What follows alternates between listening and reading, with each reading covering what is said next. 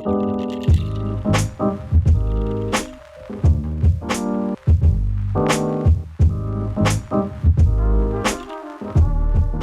clean your RS1 group heads, hit the arrow at the top of the screen. Find the water droplet icon.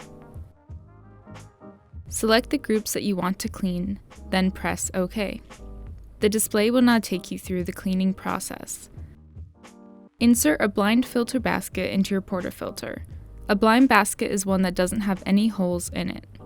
Scoop your cleaning detergent into the basket, something like Cafisa or Purocaf. Insert the portafilter into the group head. Press OK, and the first cycle of cleaning will begin. During this cycle, your cleaning detergent is being run through the group head. Afterwards, remove the portafilter and rinse under the group head. You can also use this time to scrub the screen with a brush, getting around the gaskets. Put the portafilter and blind basket back into the group head, then press OK.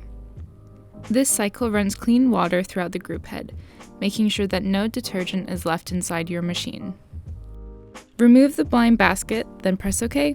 Congratulations, you have now cleaned your RS1 group heads.